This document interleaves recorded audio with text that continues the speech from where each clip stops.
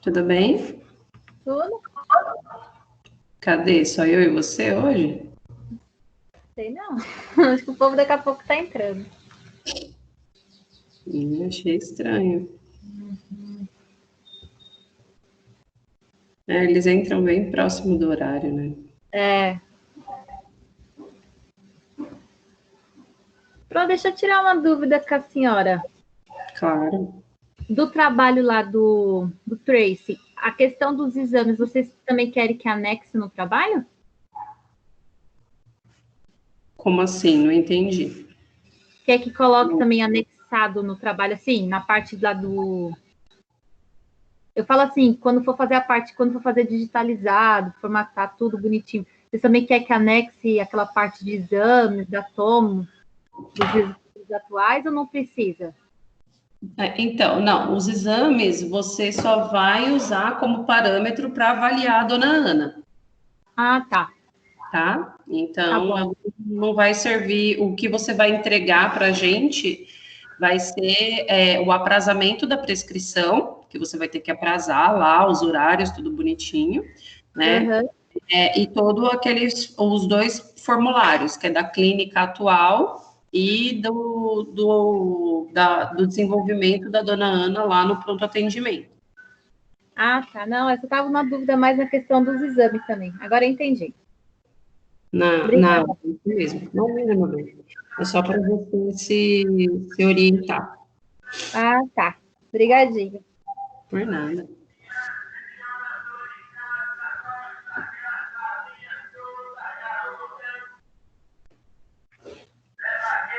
Esperar que ele traga um pouquinho, tá?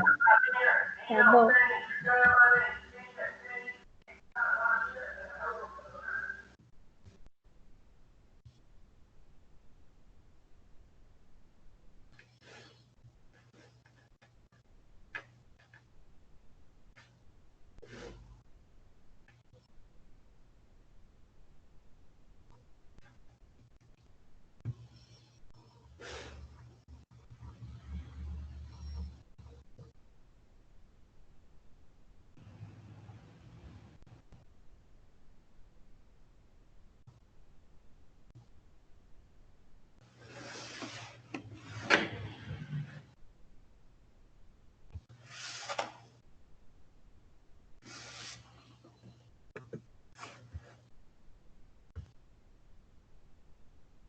Ó, entrou a Dani também.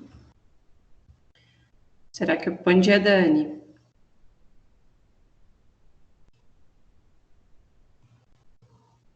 Bom dia, Pro.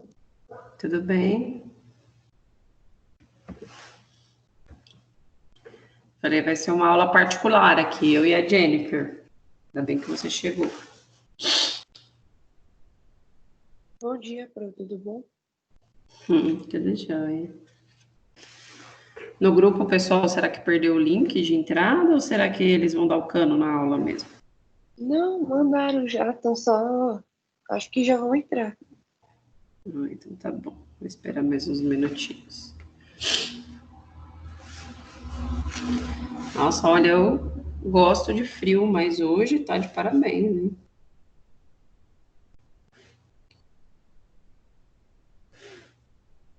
11 graus tá aqui na minha região. Eita. Eu ia acordar cedo meus filhos, eu falei, não, deixa eles dormir um pouquinho mais. Dá dó de acordar. Olha, se eu não me desconcentrasse... Ah, a Paty entrou também. Bom dia, Pá. Bom dia, Pro. A Patrícia tá com a voz de quem acabou de levantar da cama. Ou nem levantou. Eu não levantei nem da cama ainda. Na verdade, eu nem levantei. Acabei de pegar o celular na mão e falei, ai, tem aula. Ai, que bom que você lembrou.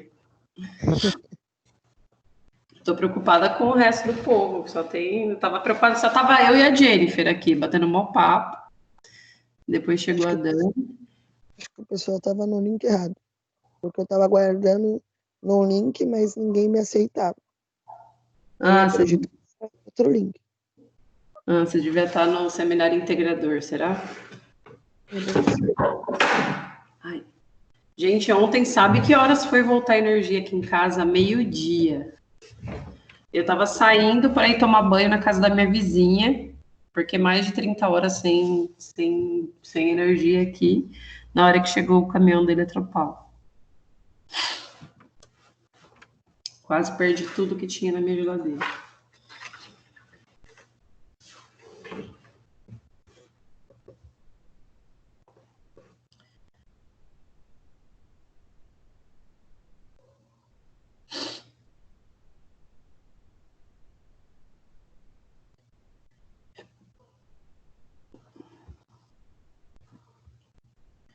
Bom, vamos esperar só mais 5 minutinhos, aí a gente começa, tá?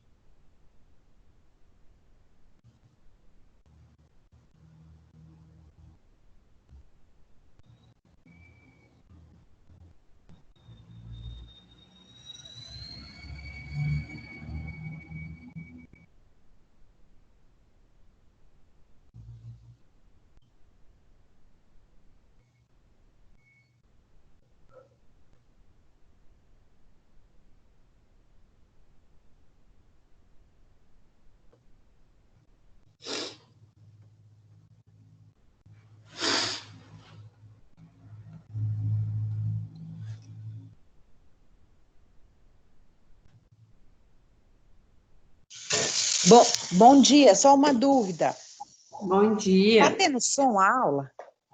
Oi, meu bem, é que eu tô esperando vocês entrarem, é porque só tinha 2 alunos, aí eu falei que eu ia aguardar 5 minutinhos. Ah, então tá bom, obrigada. Tá bom? Nada. Tchau, beijo.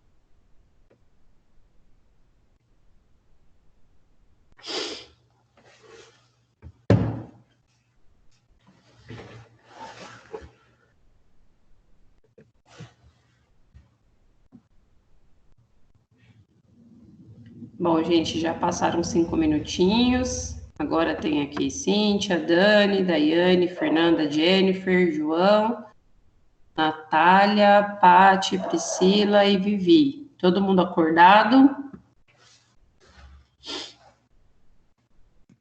Sim. Bom dia. Aê. Bom dia. Bom dia. Tá Não, bom. a Su tá pedindo para aceitar ela, porque ela falou que está em espera e não é aceita. Eu creio que ela deve estar em sala errada, porque agora vocês não ficam mais presos no lobby. Eu configurei a sala. Ah, tá, vou falar para ela Será então. que ela não está no Seminário Integrador da Saúde do Adulto? Ah, é Manda verdade, vou ela falar de para ela. hoje, de saúde do adulto. Às vezes vocês confundem a sala, Tá bom. tá bom? Bom, gente, então vamos começar, porque já temos 10 minutos de atraso aí.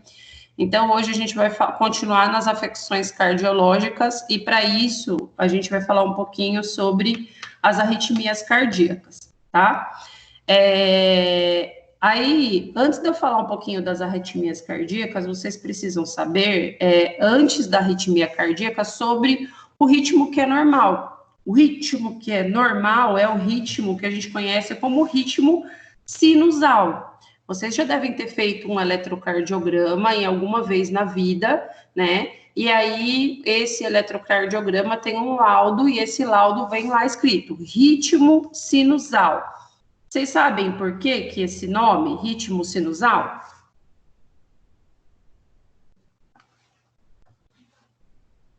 Alguém sabe por quê? Porque o coração está em ritmo normal? Ele está em ritmo normal, mas por que esse nome sinusal?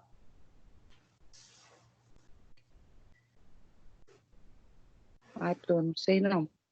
Não? Alguma coisa a ver com sincronia, sintonia? Porque bate igual como se fosse um sino?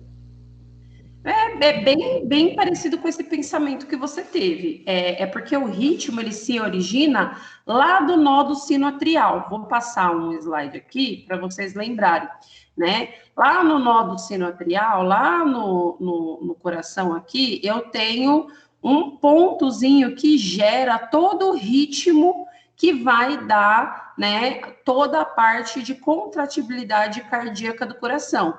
É ele que vai disparar o ritmo para todo o coração.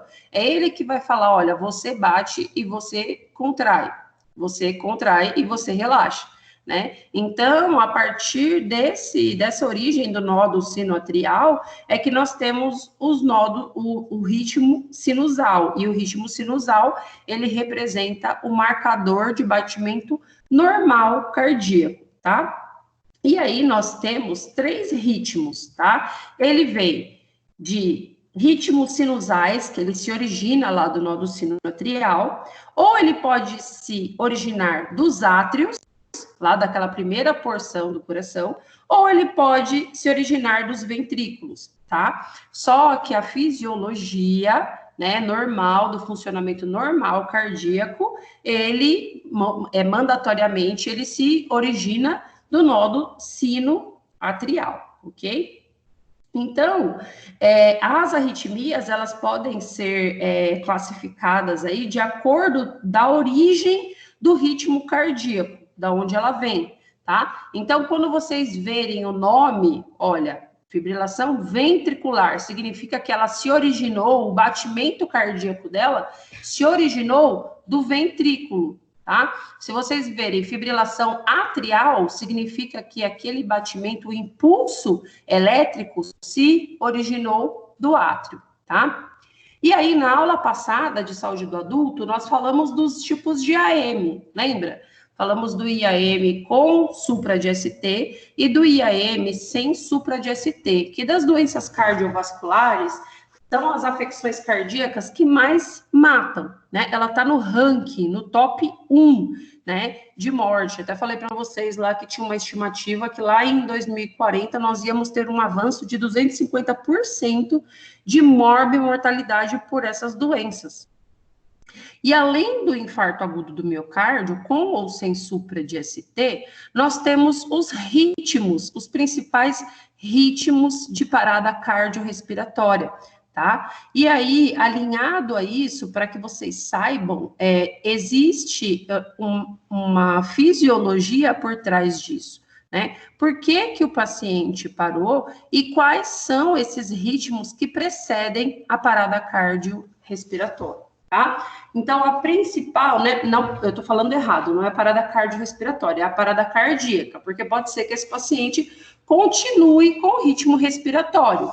Não mandatoriamente ele vai parar com o ciclo respiratório, ok? Mas a parada cardíaca, né, geralmente ela tem um desses 4 segmentos aqui antes que o paciente pare, que é fibrilação ventricular, taquicardia ventricular sem pulso, a atividade elétrica sem pulso e a sistolia, tá?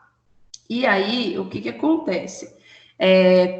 O enfermeiro que sabe identificar esses tipos de arritmia, ele sabe conduzir uma parada cardíaca, tá? É importante que vocês saibam identificar não só no monitor, mas também no traçado cardíaco, para vocês se equiparem dos materiais necessários na hora de conduzir, né, a resposta rápida do ritmo de parada. Lembrando aí que para conduzir esse retorno do paciente, você vai precisar de um membro do enfermeiro, de um médico e no mínimo aí de 2 a 3 técnicos auxiliares de enfermagem para reverter com eficiência essa parada, tá? Então, vamos falar primeiro aí desse ritmo, a fibrilação ventricular, tá? A fibrilação ventricular, ela é isso daqui que vocês estão vendo, tá? Uma representatividade de uma atividade elétrica desorganizada, tá vendo? Tudo bagunçado. Então, são múltiplos e fracos sinais elétricos em vários locais do ventrículo, tá? Então, em vez do foco gerar lá no nódulo sinoatrial, esses focos são ectópicos, eles ficam gerando em vários locais do ventrículo, tá? E eles não têm sincronia nenhuma. Pode ver que você não acha. Cadê a onda P? Cadê o complexo QRS? Cadê a onda T? Tá? Então, o que que vai acontecer com esse coração? Ele não faz sístole e não faz diástole. O coração fica tremendo, tá? Literalmente tremendo. Ele fibrila, tá? E aí, o que que acontece com isso? O coração bombeia pouco ou nenhum sangue, tá? Para as vias sistêmicas. E se o coração não vai bombear sangue, significa que ele vai evoluir para uma parada cardíaca. Qual que é a grande sacada desse ritmo aqui? Ele tem uma atividade elétrica, só que ela está desorganizada. Se eu tenho uma atividade elétrica e eu preciso colocar ela em forma organizada para ter o meu complexo QRS, para ter a minha onda T, tudo bonitinho de volta, eu preciso gerar uma nova atividade elétrica para esse coração bater no ritmo novamente. Eu preciso chegar lá no coração e fazer assim, cara, seguinte, você está dançando fora do ritmo, tá? E aí eu preciso chocar o coração, tá? Então, engana-se quem pensa que toda parada cardíaca é motivo de choque, porque não é.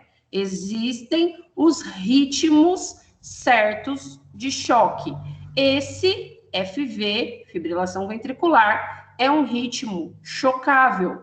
Por que ele é chocável? Porque eu tenho uma atividade elétrica, só que ela está bagunçada. E pensa lá, o cara tá dançando fora do ritmo. Eu preciso dar um choque nele para ele se tocar e voltar a dançar no ritmo correto, tá?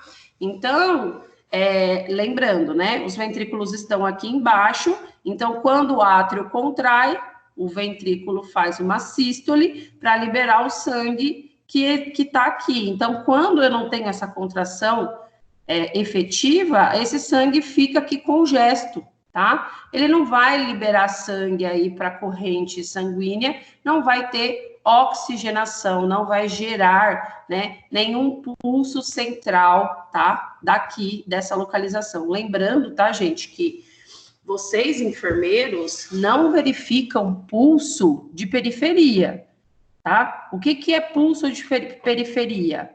o pulso aí da radial, tá? Não pode ficar vendo o paciente parou, eu vou lá no pulso da radial, lá perto da mão, verificar se o paciente parou. Não é aí que verifica, tá? É pulso central, pulso carotídeo, aí perto do pescoço.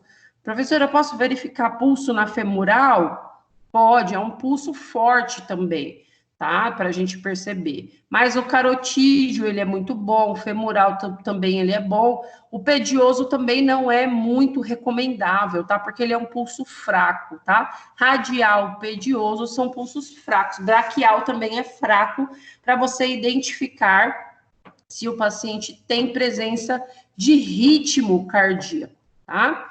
Tudo bem até aqui, queridos?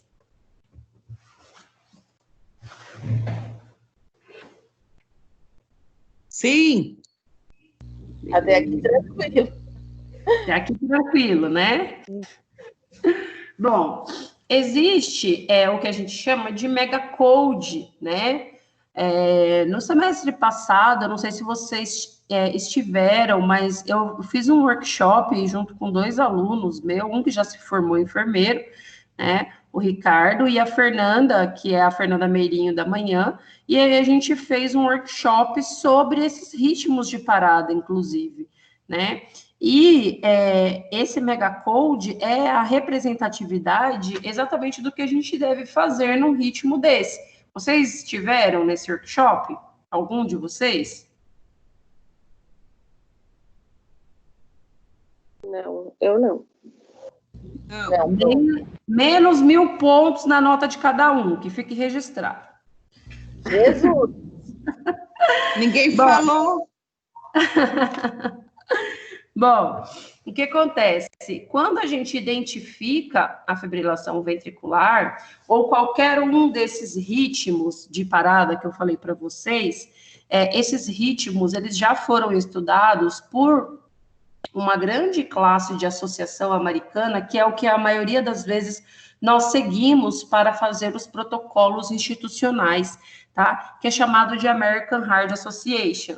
Então, é a partir dele que a gente faz a sequência rápida, tá? Para atender esse paciente que se encontra em PCR, tá? Então, foi lá, identificou que é uma fibrilação ventricular, não é qualquer coisa que a gente faz por esse paciente, senão ele não vai voltar, tá? Então, identificou, eu vou primeiro, tá? Puxar esse monitor e esse desfibrilador, e eu identifiquei a fibrilação, eu aplico choque, tá? Aplicou o choque, eu começo as manobras, e entre essas manobras, né, e a ressuscitação, eu vou aplicando a medicação. Que medicação é essa?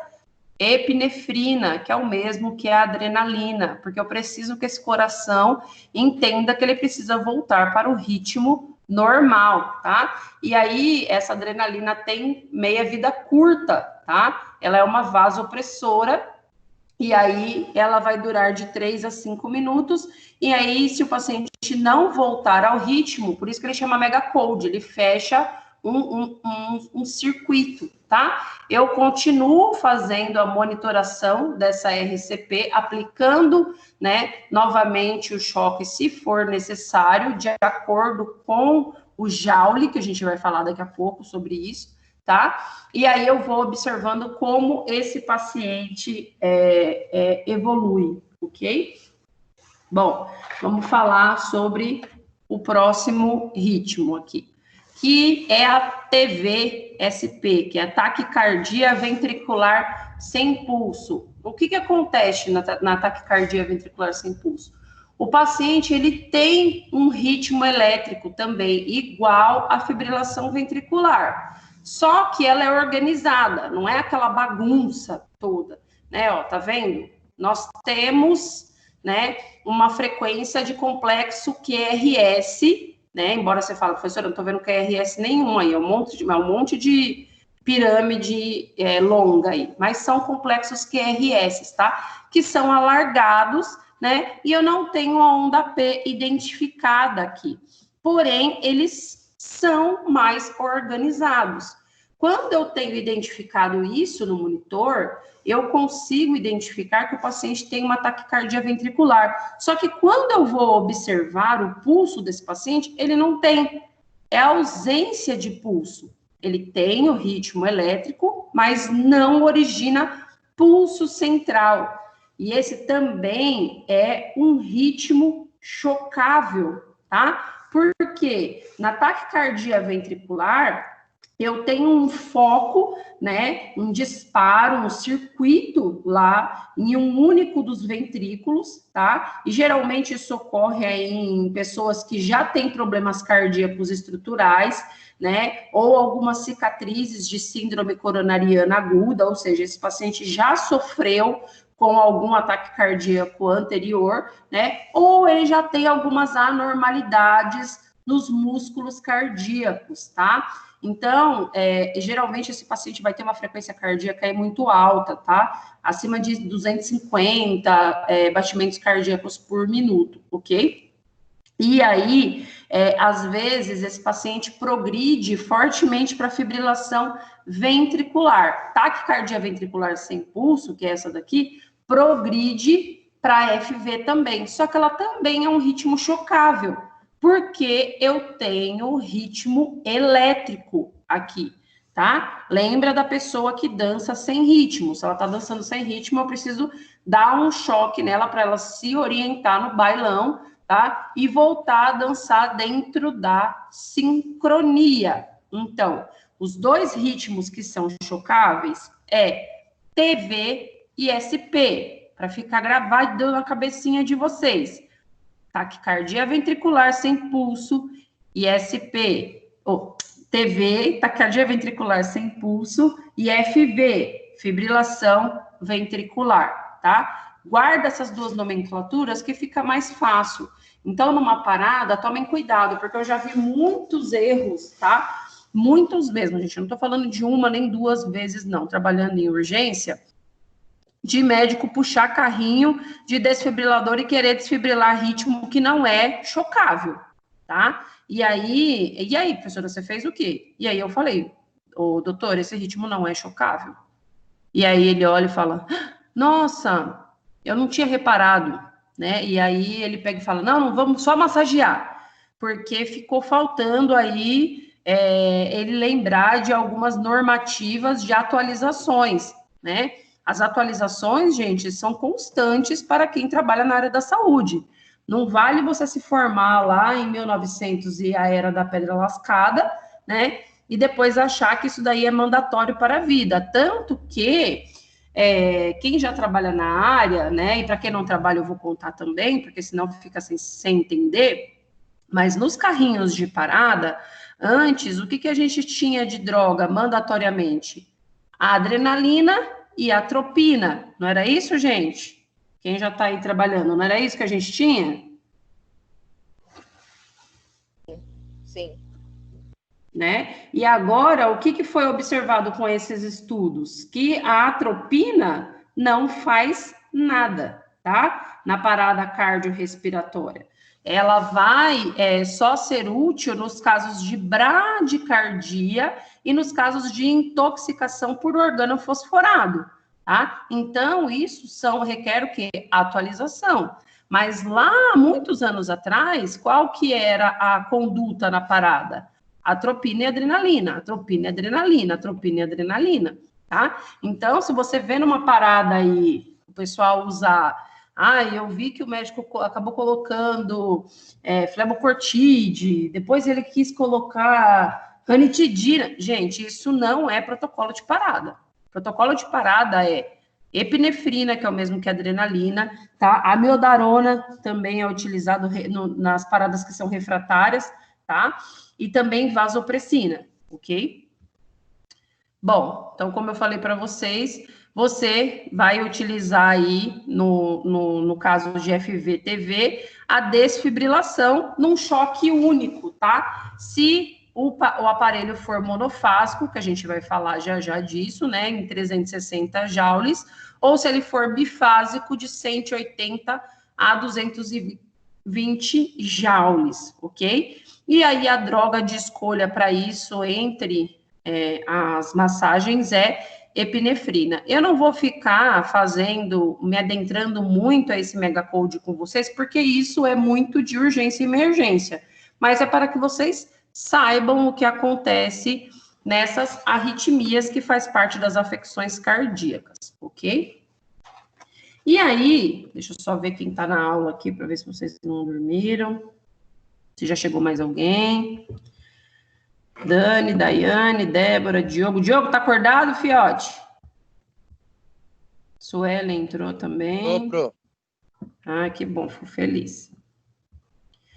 Bom, o que vocês estão vendo aqui, a gente Puxa saco do Diogo. Ah, que mentira. Não, eu fico preocupado com o Diogo, porque você sabe que teve uma aula que ele dormiu enrolado no fone de ouvido. E aí... E deixa eu contar uma coisa para vocês. Quando vocês dormem e ficam presos na aula, eu não consigo terminar a gravação da aula. Eu preciso desligar vocês da aula. Então, quando vocês ficam no final e eu fico assim, fulano, precisa de alguma coisa? Ciclano, precisa de alguma coisa? Porque enquanto vocês não saem, a gravação não encerra. E aí eu preciso derrubar vocês da sala, o que eu não acho muito educado.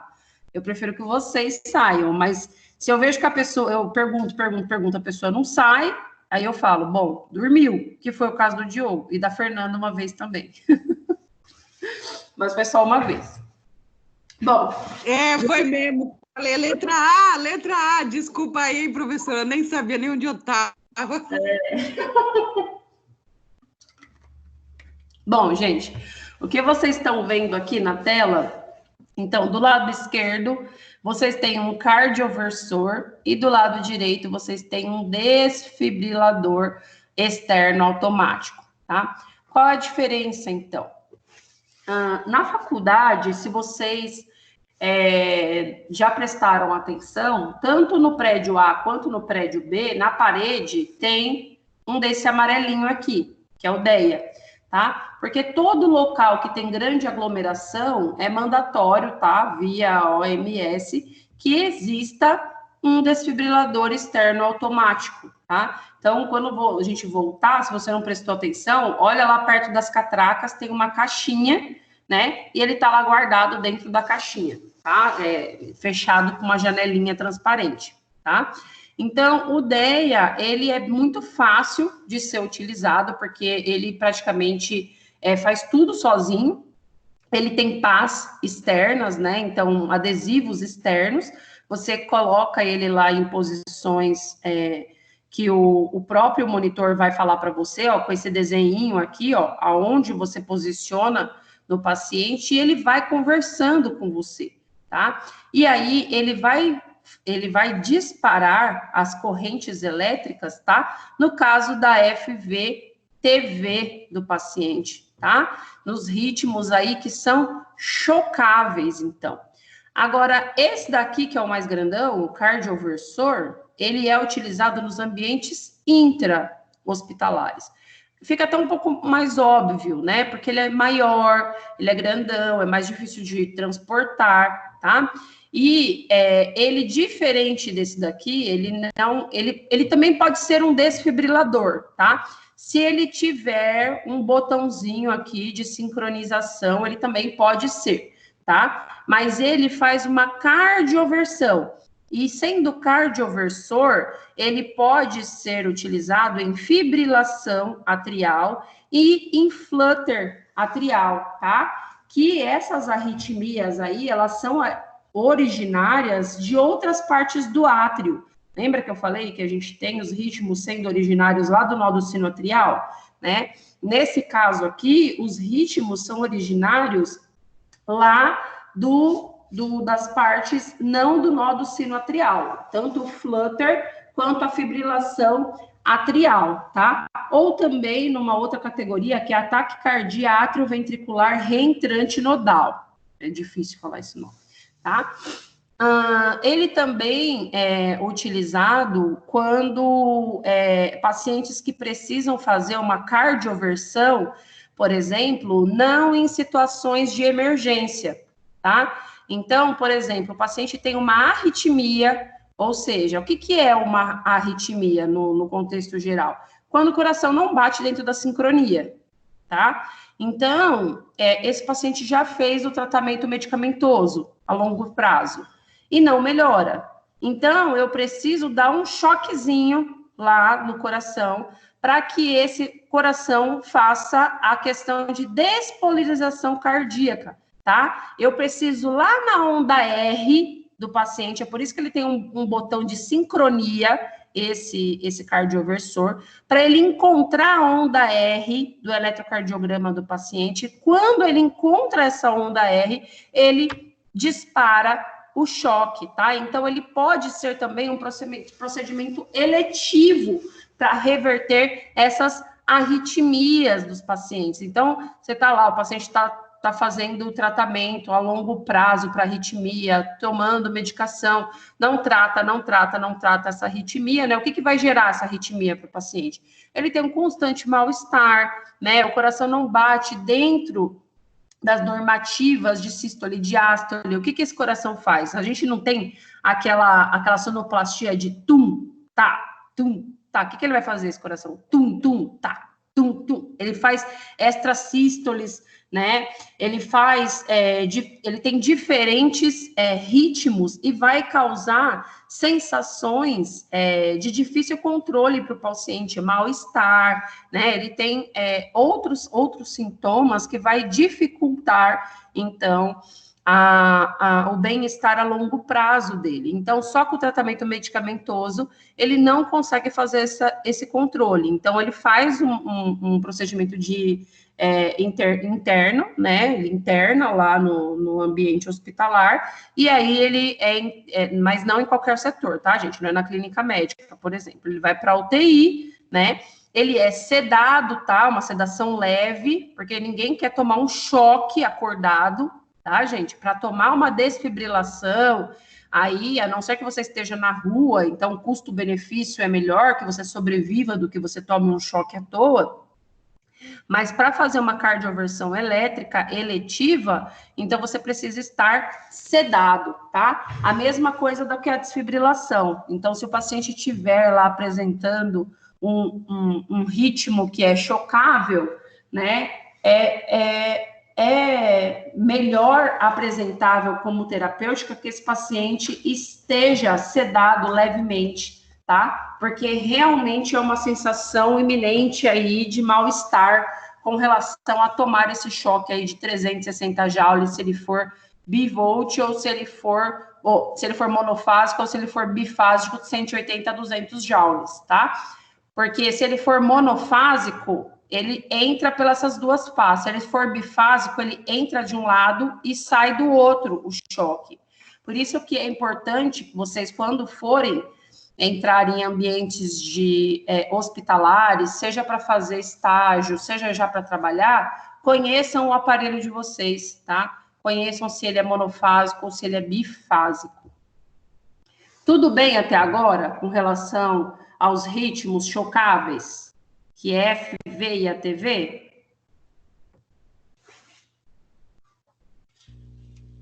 Olha, é muita coisa. A gente vai ter que assistir essa aula gravada de novo. Até por enquanto está sendo tranquilo, viu? Porque a FV e a ATV é a mais tranquilazinha. São as mais tranquilas. Agora vamos falar da AESP, tá? Que é a atividade elétrica sem pulso. O que acontece? Você vai bater o olho lá no monitor cardíaco do paciente, tá? E você vai ver a atividade elétrica, tá vendo? Essas ondinhas aqui tem atividade elétrica, tá gerando ritmo cardíaco no coração. Tem contração efetiva, tá? Tá ocorrendo ritmo, só que o coração não tem pulso, tá? E são ritmos bem desassociados um do outro, tá? E você vai tocar lá no pulso central desse paciente, não tem pulso, tá? E aí, o que acontece? Se esse ritmo elétrico que deveria estar associado a um pulso central não está acontecendo, o que você vai fazer nesse momento? Esse ritmo não é chocável. Opa! tá? Porque esse ritmo elétrico aqui, que é muito pouco, que é diferente da TV, que você vê um complexo QRS lá, bem um complexo, uma onda bem, um complexo QRS bem alargado, aqui você não tem, tá? Então, aqui não tem como você dar choque em algo que não está gerando muita atividade cardíaca. É a mesma coisa que você chocar algo que já está morto. Então, você precisa gerar uma contração eficaz primeiro para esse coração, tá? É a mesma coisa que você chutar gato morto, tá? Primeiro, você precisa dar ritmo ao coração. E como é que eu vou dar ritmo para esse coração primeiro? Senão eu fico fritando ele lá à toa. Para eu dar ritmo para esse coração, eu faço massagem cardíaca. E como que é essa massagem cardíaca? É de qualquer jeito? Não, eu preciso primeiro dar um ritmo para ela. Qual é o ritmo? Vocês conhecem uma musiquinha? Vou colocar aqui no meu YouTube para vocês escutarem. É do Bee Gees. Quer ver?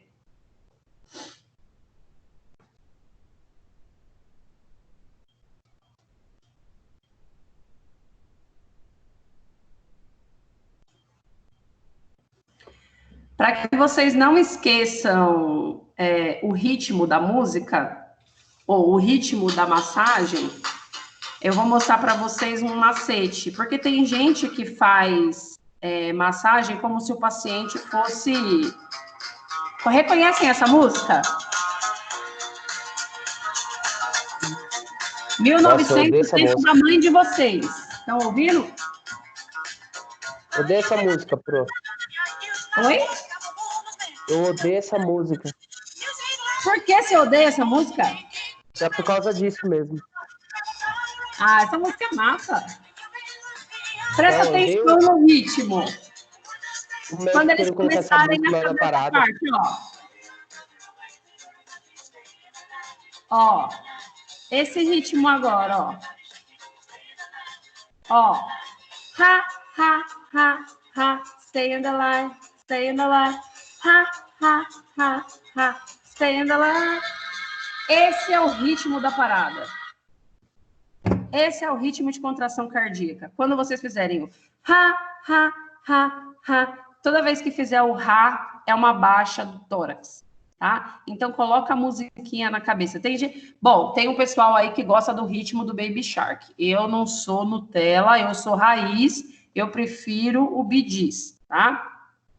Porque senão, gente, você não faz uma contração efetiva. Se você massagear de qualquer jeito, né, não vai ter retorno venoso, tá? Então, para que essa contração cardíaca seja efetiva, você precisa fazer aí 100 contrações por minuto. Fazendo nesse ritmo do ha, ha, ha, ha, stay in the live, você consegue essa efetiva contração, tá? E precisa baixar o tórax aí pelo menos 5 centímetros, tá? Se não baixar 5 centímetros, você não tem retorno efetivo do tórax, tá? E, outra coisa importante, baixou 5 centímetros, deixa voltar os 5 centímetros, tá? Porque senão a parede torácica não volta e esse coração não bate, tá? E tem gente que se acha o máximo. Nossa, fui fazer para uma massagem lá, quebrei 5 costelas. Parabéns, você não é um bom massagista, né? Você não é um bom socorrista de PCR, né? Não é força, é jeito, ok? Então, precisa afundar aí em 5 centímetros esse tórax e cuidado para não dobrar os braços, tá? O cotovelo precisa estar alinhado, esticado, e você faz a movimentação apenas do seu corpo com relação ao peso que vai no tórax do paciente. Cuidado, gente, para não esquecer de colocar uma placa acrílica embaixo do paciente, tá? Ou uma coisa mais dura, porque senão, se ele estiver num lugar mais fofo, um colchão, né, um sofá, né, todo esse empenho que você está colocando, toda essa força que você está projetando, vai para a próxima localização, né? É uma lei meio que cinética. Então, toma cuidado para não esquecer, ok? Então, na AESP, que é a atividade elétrica sem pulso, eu não choco, justamente porque eu tenho essa dissociação eletromecânica, tá? Esse ritmo aí é idiopático do ventrículo. Eu não vou conseguir fazer um ritmo cardíaco se eu não efetivar ele com a massagem primeiro. Primeiro eu faço massagem, é massagem e adrenalina, massagem, adrenalina, massagem, adrenalina, massagem amiodarona, até que eu consiga um ritmo eficaz. Portanto, a ESP não é chocável, ok? Beleza?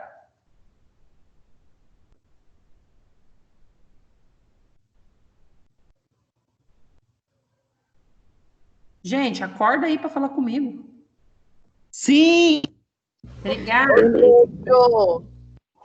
Bom dia. Quem me chama? Sim.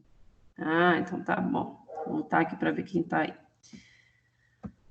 Bom, aí o próximo ritmo, assistolia.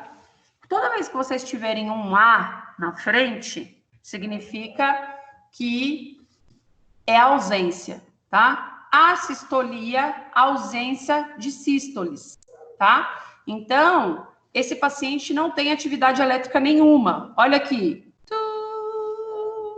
Tá? Você quase vê aquele fio lá do filme que o paciente morre no final, tá? E aí, quando você tem esse ritmo, a assistolia, ausência de atividade elétrica, antes de você começar qualquer protocolo, deixa eu ativar minha caneta aqui, você vai fazer rapidamente, aqui eu vou falar de forma vagarosa, mas isso você faz bem rápido, tá? Um protocolo chamado de protocolo, tem uns que falam cagada, tem uns que falam cagade, tá? É o protocolo cagade. Cagade. Eu falo cagade, eu não falo cagada. O que é o protocolo cagade?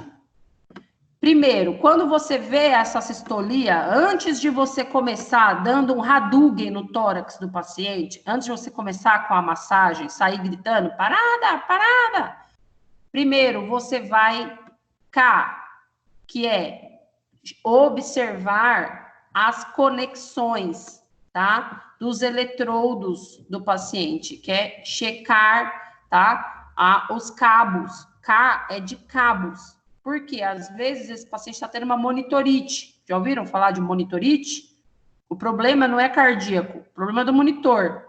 O paciente lá se agitou durante a noite, soltou os cabos sem querer, e ele está com uma linha ISO, que essa linha aqui é uma linha ISO, não tem nenhum marcador de confirmação de ritmo cardíaco, e você está achando que o cara está morto, já está fazendo massagem, e é o cabo que está solto. Tá? Foi lá, observou o cabo? Não, o cabo está todo conectado. Ai, meu Deus, vou começar a massagem. Não. Segundo, você vai observar o GA, que é de ganho. O que é ganho? Quando vocês têm o monitor cardíaco lá, o monitor cardíaco tem umas bolinhas aqui. Essas bolinhas aqui, elas fazem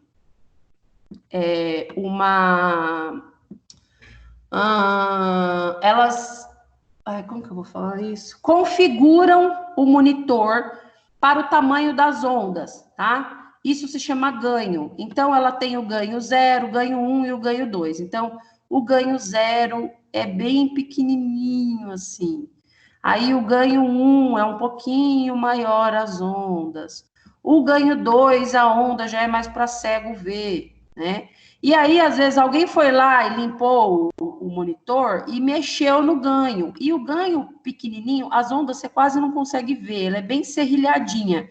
E aí você está pensando que o paciente está parado e ele não está. O ganho é que está pequeno, tá? Pode ser que esse paciente está tendo uma bradicardia sinusal, tá? Que é uma bradicardia normal e você está achando que o cara está parado.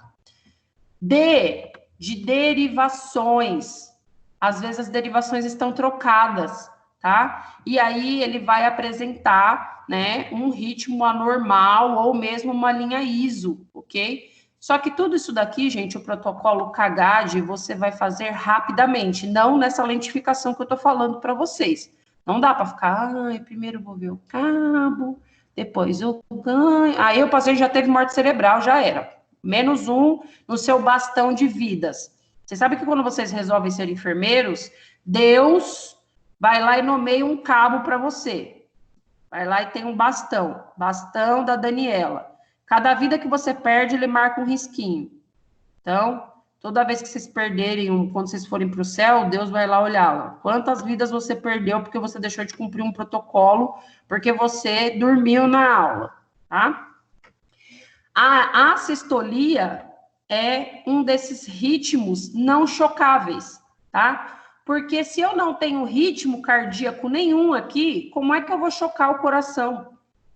Vou chutar gato morto de novo, tá? Não posso dar ritmo para aquilo que não tem. Para que eu dê ritmo para isso, eu preciso fazer com que o coração bata. Para que o coração comece a bater, massagem novamente, tá?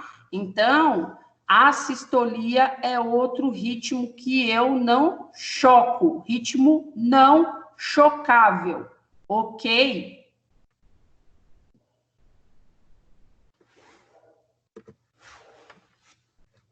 Ok, pro. Então, agora vamos lá. Chamada para vocês, para ver se vocês entenderam direitinho. Quando vocês têm uma TV, uma taquicardia ventricular sem pulso, eu choco ou não? Choca. Choca. Choco. Fibrilação ventricular. Não. Choca. Choca. Fibrilação ventricular, o coração fica tremendo igual gelatina. Tá? Se o coração treme igual gelatina, eu preciso dar um choque nele para ele voltar no ritmo comum. AESP, atividade elétrica sem pulso. Choco ou não choco? Não choca. Não choco. É só massagem e adrenalina, tá? E a sistolia, aquela linha ISO. Eu choco? Não. Também. Não choco. Não. Primeiro, eu preciso de ritmo para o coração, tá? Então, esse negócio aí de que todo paciente parado precisa de choque é coisa da Globo, tá? Não, é coisa de novela. Novela que põe isso daí para a gente acreditar e aí a gente sai a vida inteira pensando que toda parada cardíaca precisa de choque. Não é verdade, tá? Então, eu só choco para FVTV. A sistolia e a ESP não é indicado desfibrilação, tá? O paciente está lá em assistolia e a ESP, se vocês estiverem chocando, não é indicado, ok? Alguém ia falar alguma coisa? Eu. Novamente, eu vou ter que assistir essa aula. Pode assistir, é um prazer. É um prazer que vocês assistam várias e várias vezes para vocês não esquecerem, tá? Guarda na cabeça, FVTV, tá? Eu faço 5 ciclos aí de RCP, tá? E aí, por 2 minutos, vocês não precisam ficar gravando tudo isso daí, porque isso é mais a fim de urgência e emergência, depois a gente vai dar uma aprofundada nisso, mas eu preciso que vocês saibam que FVTV nunca, eu vou chocar, vou usar o DEA. Agora, a sistolia e a ESP, nunca eu choco, ok? E aí, eu começo, né, o meu atendimento SBV, né, que é o atendimento básico. Então, quando vocês chegam para um atendimento desse paciente, né, você vai observar que ele não atende ao seu chamado, né? Esse é o chamado número 1, que você vai avaliar aí as vias aéreas desse paciente, né? E aí, quando você mantém essas compressões do paciente, você também vai garantir todos esses processos que eu não vou fazer de forma tão aprofundada hoje para não complicar a cabeça de vocês. E aí, o suporte avançado né, ele compreende em compressões torácicas, que mudou agora, né, a circulação primeiro, depois eu garanto uma via aérea definitiva, com uma intubação orotraqueal, e depois eu ventilo esse paciente, né, que aí, lembrando vocês, agora a gente tem um novo protocolo com relação à COVID, se for com o reservatório bolsa, válvula, máscara, né, se você não tiver um filtro aqui para fazer isso, é contraindicada fazer a ambusação desse paciente. Eu já coloco ele direto no respirador, tá? E aí, para que vocês saibam, depois a gente se aprofunda aí lá em urgência e emergência, mas todo paciente que tem uma parada cardiorrespiratória, ele parou por algum motivo. Ele não para do além, tá? Lógico, se vocês têm alguma crença aí de fé, chegou a hora dele, tá? Porém, fisiologicamente, tá? Ele para por algum motivo. E aí existem esses 6 motivos por Hs e os 6 motivos por Ts, que foram os motivos mais estudados e os mais evidenciados fisiologicamente, tá? Então, é o que a gente chama de 6Hs e 6Ts. Antes, a gente tinha os 5, tá? Só que foi observado, então, que esses pacientes paravam mais por essas 12 causas aqui, tá? E se você não tratar esse paciente após a PCR, ou seja, o paciente parou, seja por FVTV, seja por assistolia ou por AESP, você estabilizou e depois você não fizer um tratamento por uma dessas causas aqui, o que vai acontecer com esse paciente? Ele vai parar de novo, tá? Porque senão você vai enxugar gelo, vai enxugar gelo, vai enxugar gelo, vai enxugar gelo. E para quem esteja interessado em fazer um curso, por exemplo, do ACLS, é isso que você vai aprender lá, tá? Você vai aprender os ritmos cardíacos e você vai aprender o que você vai fazer no pós-PCR. Ué, professora, mas isso daí não é coisa médica? Entendam que isso é um tratamento em conjunto, tá? Não é porque eu sou enfermeiro que eu sou limitado com relação aos conhecimentos de diagnósticos e prognósticos, tá? Então, com relação aos 6Hs, esse paciente pode parar por hipóxia, né? Falta de oxigenação em alguns dos órgãos, ok? Baixa de oxigênio. Por hipovolemia, baixa sanguínea, né? Então, faltou volume. Por algum tipo de acidose, né? Vocês já sabem, já conhecem bem a acidose, já discutimos bastante aqui. Por hipo ou hipercalemia, né? Por aquela condição metabólica de condições de desenvolvimento de desestabilização. Hipotermia também evolui para PCR, tá? Pacientes aí em condições de baixas temperaturas evolui. Nossa, o que eu falei agora? Pacientes submetidos a condições de baixas temperaturas também evoluem a PCR, assim como a hipoglicemia, né? Até fazendo aquela comparação que eu já tinha falado para vocês com relação à glicose, né? O cérebro precisa de glicose livre, ele é o único órgão que não precisa da insulina para fazer a ATP. Se você não tem glicose, o cérebro fala, deixa eu fazer uma parada rapidinho aqui para ver se ele se toca e come, tá? Com relação aos T's, que dá mais PCR, todos os traumas, tá? Isso vocês vão ver lá em urgência também. Trauma tem várias sessões, tá? Tudo que é penetrante ou não, que tem os contusos, também são grandes chances de paradas, né? Por toxicidade. Então, se esse paciente tem aí um vínculo com relação a elementos tóxicos, ele pode vir a parar.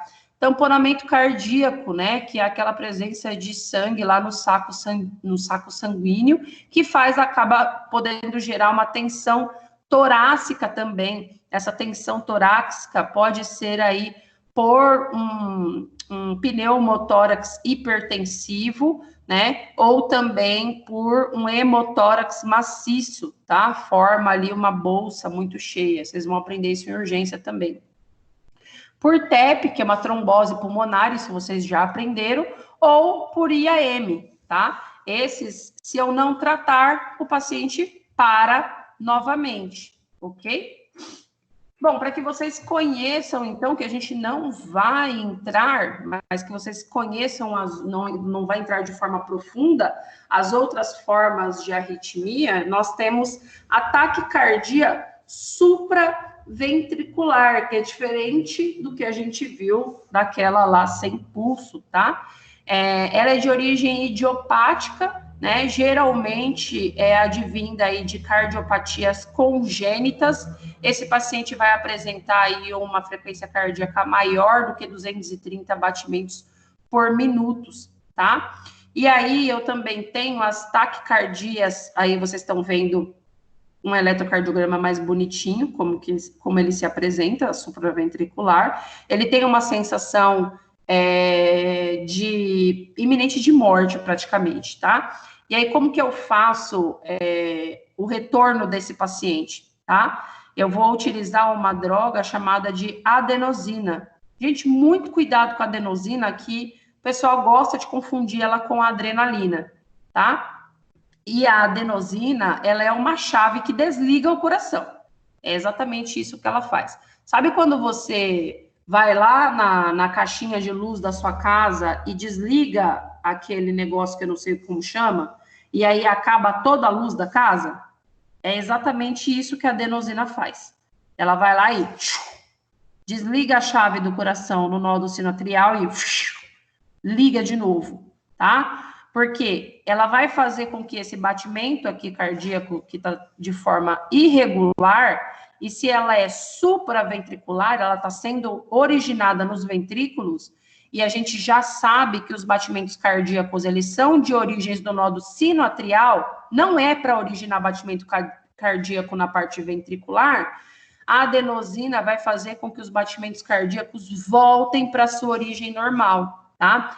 Então, se eu estou falando que é uma droga que vai desligar a chave do coração e vai voltar a fazer o coração bater no seu ritmo normal, não é uma droga que é para ser feita em qualquer lugar, tá? É uma droga que é para ser feita lá numa sala de emergência, né, numa UTI, paciente totalmente monitorizado, equipe médica presente, enfermeiro presente, tá? Porque esse paciente pode apagar e não voltar, tá? E aí ele pode evoluir para uma parada. Como é que ministra a adenosina?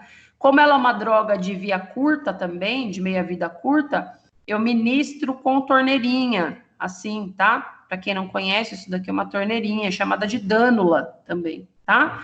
Então, por uma via vem a adenosina, por outra eu faço um flush de solução fisiológica, tá? Então, ministra aí, no mínimo, 2 ampolas de adenosina e faz um flush rápido, né? Para essa medicação chegar rapidamente ao coração do paciente, tá? E o paciente sente um mal-estar súbito com a instalação dessa medicação, porque justamente vai fazer isso que eu falei para vocês, tá? Falei rápido agora, né? Vou dar uma respirada, mas tudo bem até aqui? Vocês conseguiram entender?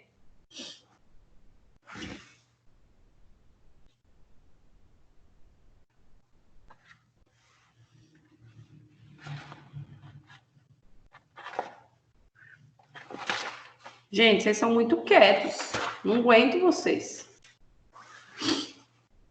Vocês são assim sempre? É o frio.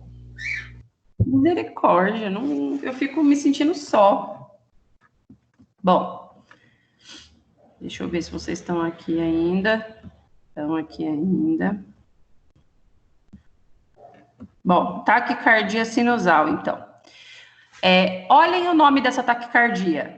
Sinusal. Se ela é sinusal, significa que ela originou-se do nó do sino atrial. Se ela se originou do nó do sino atrial, significa que ela tem um ritmo gerado de um batimento cardíaco de foco normal, tá? Então, não necessariamente essa variação de ritmo é irregular, tá? Pode ser que esse paciente esteja apresentando só uma variação de ritmo. Por exemplo, se vocês correrem agora, vocês vão apresentar uma taquicardia sinusal, tá? Se vocês fizerem um exercício físico, se vocês se assustarem, se vocês estiverem apaixonados, vocês vão ter uma taquicardia sinusal, tá? Acontece também nos casos de ansiedade, né? Em outros casos, como, por exemplo, o choque, embolia pulmonar, que são casos não cardíacos, não de síndrome coronariana, tá? São casos subjacentes, tá? E aí, esse paciente tem como fazer uma conversão, aí esse batimento cardíaco vai ser menor do que 230 batimentos por minuto, mas ele vai ser maior do que 100 batimentos por minuto, tá? Isso é fatídico. Só que eu tenho mais facilidade com relação ao controle dele, tá? E aí, esses bloqueios aqui, que eu vou falar bem rapidamente para vocês, mas é só a questão de curiosidade, porque vocês já viram a questão do uso de antihipertensivos, né? Existem algumas medicações que fazem bloqueios de batimento cardíacos, né? A gente aprofunda isso quando a gente tem aula lá de urgência e emergência, tá? Existem os bloqueios atrioventriculares, tá? Que ele faz um atraso nessa condução do nódo atrioventricular, tá? Lá, quando eu faço o disparo da carga elétrica do coração, ele fica atrasado, tá? E aí, geralmente, esse paciente, ele é assintomático, né? E aí, isso é originado por essa toxicidade de digitálicos, né? Essas medicações como a digoxina, por exemplo.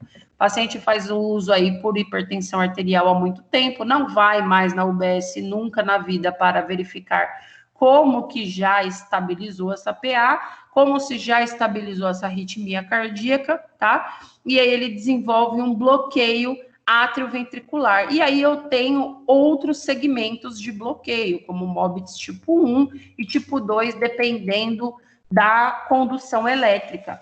E nesses casos, o paciente, quando tem o bloqueio, ele progride com uma bradicardia, tá? E essa bradicardia, gente, todo paciente bradicárdico, né? Porque eu também vou ter o bradicárdico sinusal. Bradicárdico sinusal é normal? Sim, nós temos todos um momento de bradicardia sinusal. Por exemplo, quando vocês dormem, vocês vão ter um batimento cardíaco abaixo de 60, tá? Por exemplo. Mas quando o paciente tem um bloqueio de ramo, ele vai ter um batimento cardíaco aí de 45, eu já vi paciente ter batimento cardíaco de 35, 34 batimentos por minuto, tá? E aí, que é o que a gente chama de BAV completo, tá? Esse paciente, quando ele tem essa sintomatologia, nem sempre ele vai referir algum desconforto, tá? Mas ele pode evoluir a óbito, mesmo porque ele vai deprimir o sistema nervoso central. E aí ele precisa, tá, de fazer a implantação de um marca-passo. Primeiramente, eles fazem de um transcutâneo e depois de um definitivo, né?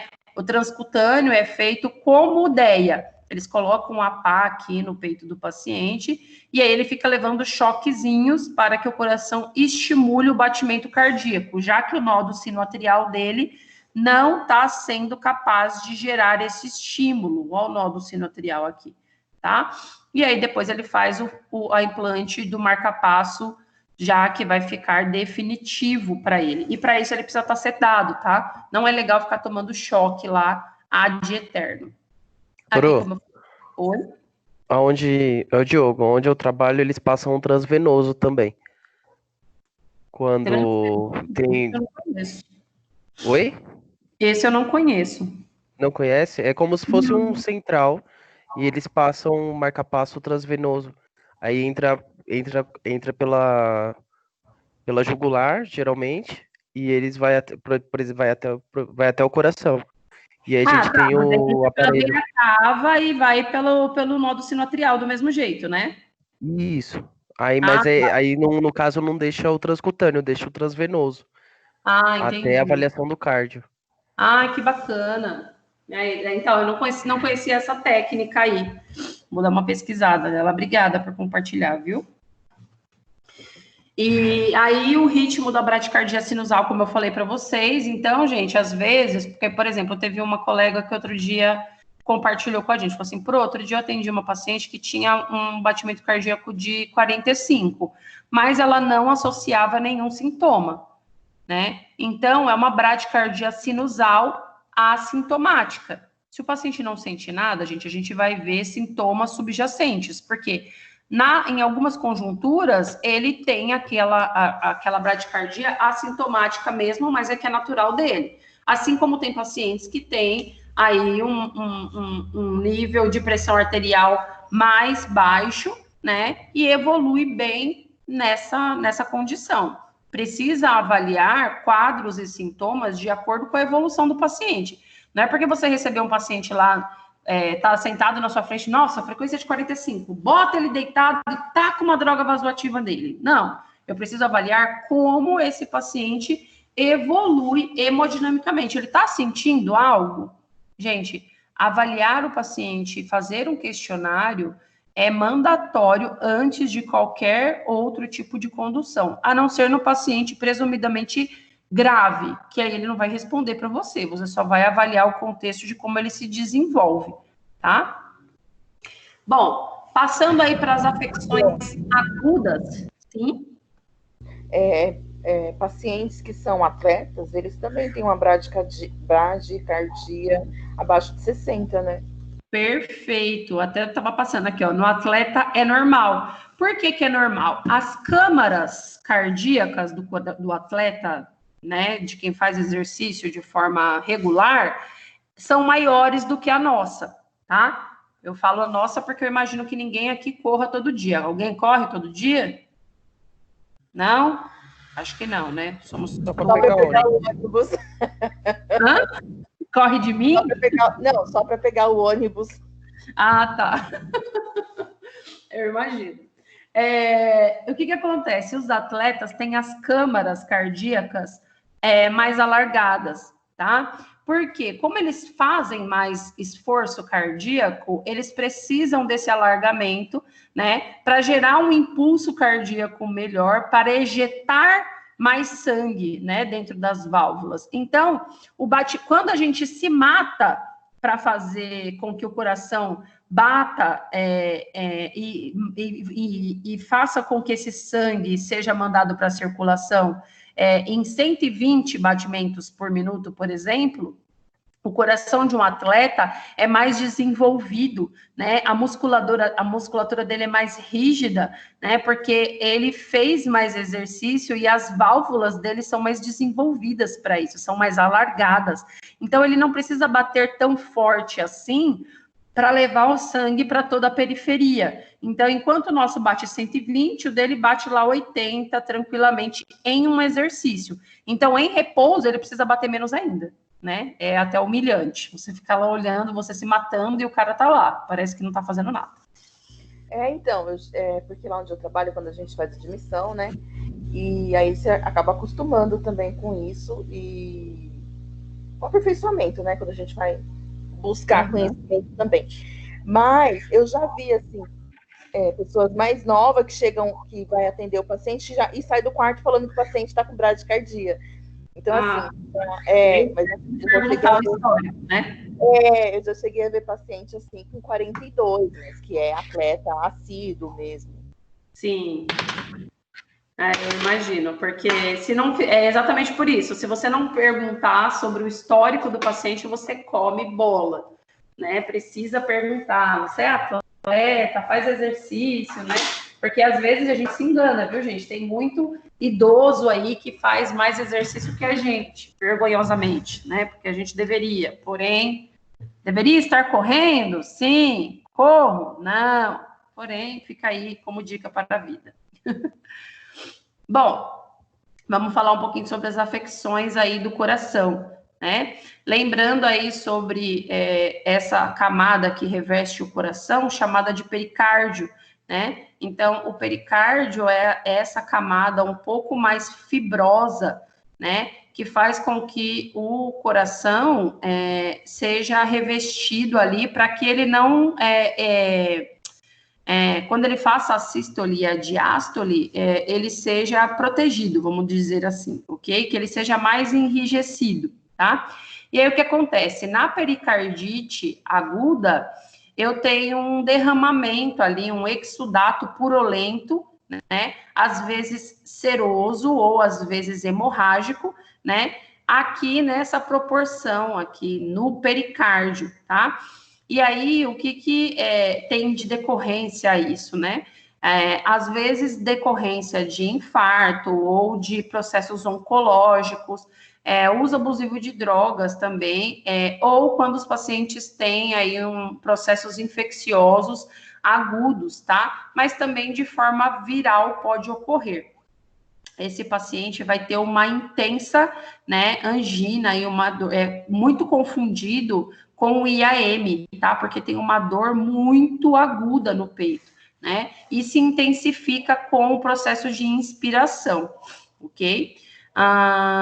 Esse paciente, ele vai ter um alto risco aí de processo cardiovascular, porque o pericárdio aí envolve todo o coração, toda a musculatura cardíaca, não é só um processo, tá? Então, fica difícil, porque esse líquido que tem aqui dentro do pericárdio fica todo acometido. Diferente da endocardite, né? A endocardite vai ser uma inflamação dentro das estruturas internas do coração, né? Então, se você fizer um corte lá seccionando o coração, você vai perceber que esse paciente vai ter uma inflamação, por exemplo, das válvulas bicúspide, né, que também é conhecida como mitral, da tricúspide, tá? E esse processo é infeccioso e ele é acometido por uma bactéria, tá? Essa bactéria aí, ela vem de um processo, né, de um processo circulatório da corrente sanguínea, ocasionado aí por um processo infeccioso de causa subjacente, ok? Então, esse paciente já tinha uma infecção de causa anterior, e aí isso evoluiu para as câmaras mais internas do paciente, acometendo aí as válvulas cardíacas, tá? E a endocardite, né? Não, desculpa, a gente ainda está falando da endocardite, eu pensei que a gente estava passando para um outro. Esse paciente, ele é diagnosticado, então, pelo ultrassom cardíaco, que também é chamado de ecocardiograma, né? E aí, eu evidencio essa presença de massa de secreção bacteriana purulenta aqui, e aí os sintomas mais comuns desse paciente, ele vai apresentar febre, né, e calafrio, e aí eu posso desencadear o processo de sepse grave. Então, paciente que desenvolve esse quadro, geralmente ele tem uma taquicardia e uma hipovolemia, tá? Que é bem característico de processos sépticos, tá? E aí fica aquelas bactérias ali acometendo as válvulas ou bicúspide, né, a mitral aqui, ou a tricúspide do lado direito, ok? Já a miocardite, né, ela é uma inflamação do músculo interno do coração aqui, da parte interna. E aí, geralmente, é um acometimento viral, né, ocasionado aí pelo vírus Coxib-B, né, e ela não é um acometimento muito comum, tá? Mas, geralmente, quando ocorre, ele ocorre aí por infecções virais de 1 a 5%, geralmente, tá? E também está associada por uso de drogas ou doenças autoimunes ou pessoas que fazem uso exacerbado de cocaína e álcool. E aí a dificuldade com relação ao desenvolvimento dessa patologia, né, vai ser justamente o funcionamento como bomba cardíaca, né, já que o músculo vai estar totalmente acometido aí por esse vírus do Coxib-B, ok? Dúvidas?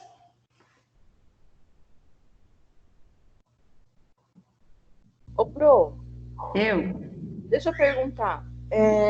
Muito se fala que quem tem problema dentário também tem a endocardite e a miocardite. Sim, é porque você vai ter todo o seu processo bacteriano e purulento sendo encaminhado para a sua corrente sanguínea e ele vai se fixar dentro do tecido do miocárdio. geralmente, os pacientes que têm processos inflamatórios dentários, eles desenvolvem pericardite. Ah, tá, entendi.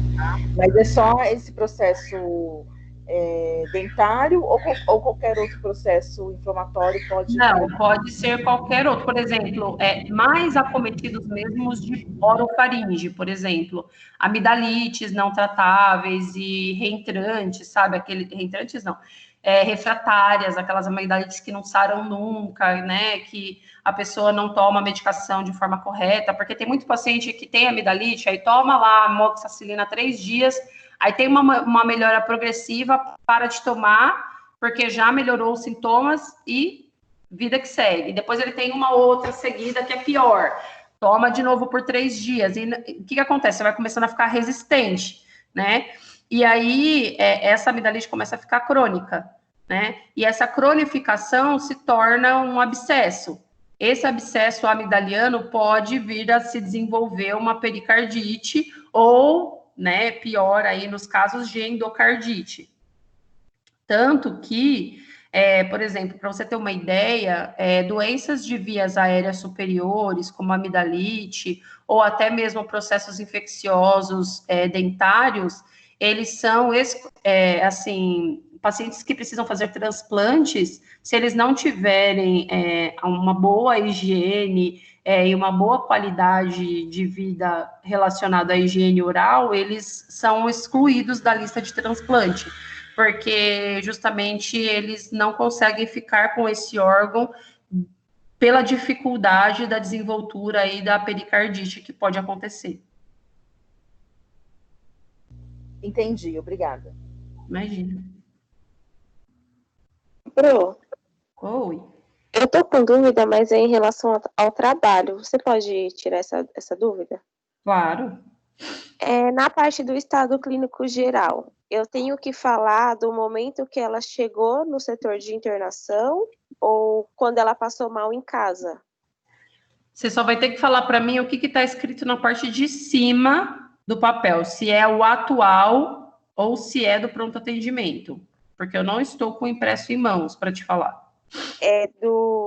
Espera aí, só um minutinho, deixa eu só pegar.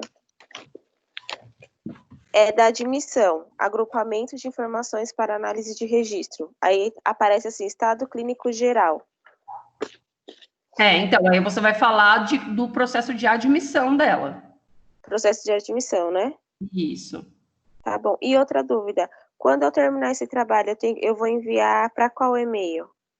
Você pode enviar para uma professora copiando a outra. Tá bom.